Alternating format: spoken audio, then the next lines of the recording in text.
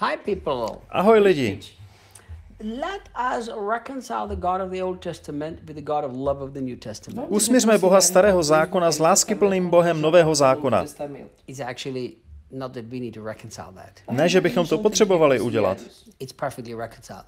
protože mezi nimi je naprostý soulad. So when I say let's reconcile it, I'm trying to basically say let us in our own hearts figure these things out. Když říkám usmířme, mám tím na mysli to, abychom dali tyto věci do souladu v našem srdci. It's not like anything needs to be reconciled from the part of God. Na Boží straně nic takového není potřeba. But in our own hearts. Je potřeba tak učinit v našem srdci. I'm gonna make a very provocative question here. Dám vám velmi provokativní otázku. Is God schizophrenic? Je Bůh schizofrenik? Reinhard, that's almost blasphemy. Reinharde, to je skoro rouhání. Not really. Ve skutečnosti ani ne. In the hearts of many people, God actually is schizophrenic. V srdcích mnoha lidí Bůh schizofrení je. He says something in the Old Testament and then he's a different God in the New Testament. Říká něco ve starém zákoně a v tom novém je úplně jiným Bohem. But the truth is there's only one God and he's perfectly good, nothing but good and amazingly good. Ve skutečnosti je však jeden Bůh, který je dobrý a nic jiného než dobrý. There is no different God in the Old Testament than there is in the New Testament. Bůh starého zákona není jiný než Bůh nového zákona.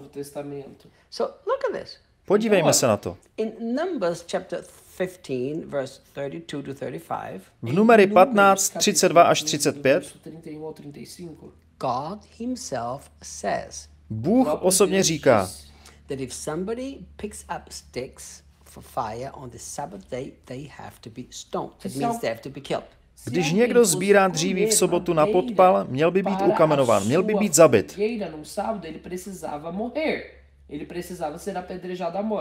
So there is a God in the Bible V Bibli je tedy Bůh, that says if you do any little work on the Sabbath day, you are going to be killed. That's what I command has to happen.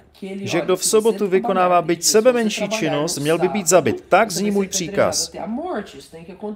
Now comes Jesus.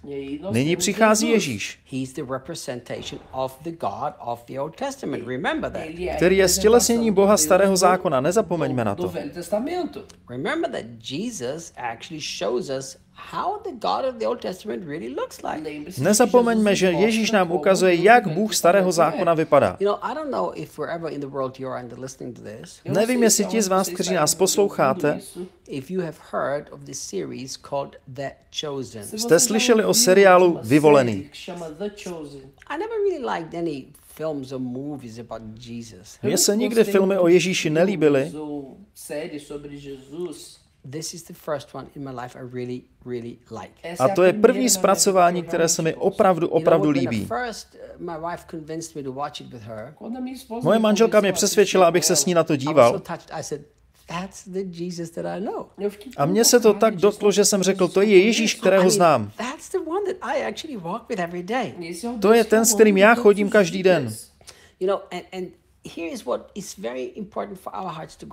Naše srdce musí opravdu pochopit jednu věc.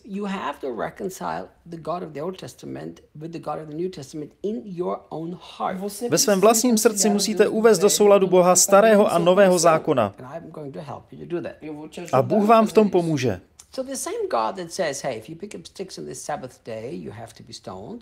Ten stejný Bůh, který říká, pokud sbíráte dříví o sobotě, musíte být ukamenováni, je stejným Bohem, který v Janově 8. kapitole říká,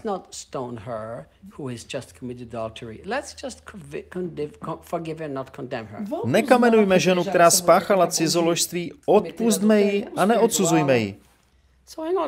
Zastavme se zde na chvíli.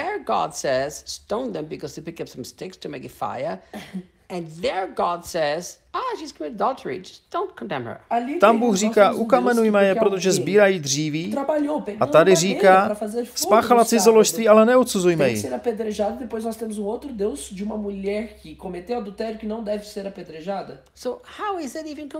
Jak jdou tyto dvě věci dohromady? Pomůžu vám. Pomáhám lidem tak jako tak.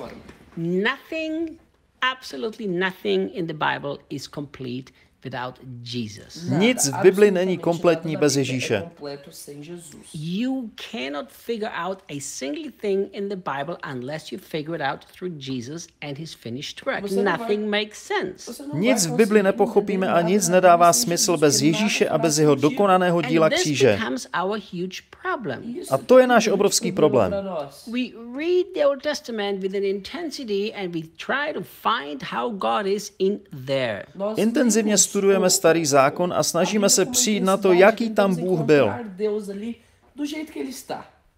Never even reminding ourselves that there is not a single thing that makes sense in the Bible unless it's seen through the finished work of the cross. A neuvědomujeme si, že v Bibli není jediná věc, která by dávala smysl bez dokonaného díla kříže. But once you begin to make this decision in your heart that you will only understand the Bible through the finished work of the cross. Pokud ale v srdci učiníme rozhodnutí, že Bibli budeme chápat skrze dokonané dílo kříže, and you will only understand God through the finished work of the cross. A Boha budeme chápat pouze skrze dokonané dílo kříže, It is very easy to reconcile the God of the Old Testament and the God of the New Testament. pak bude pro nás snadné usmířit Boha starého a nového zákona.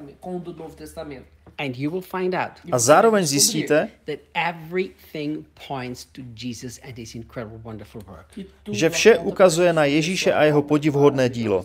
You know, once you really understand that, Jakmile to pochopíte, you will quickly understand God has never been a God who changed his nature.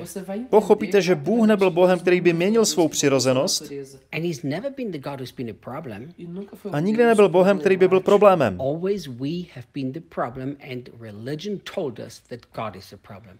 Problémem jsme byli pouze my, i když nám náboženství říkalo, že problémem je Bůh. When in reality God has always been the solution. Ve skutečnosti Bůh je vždy řešením.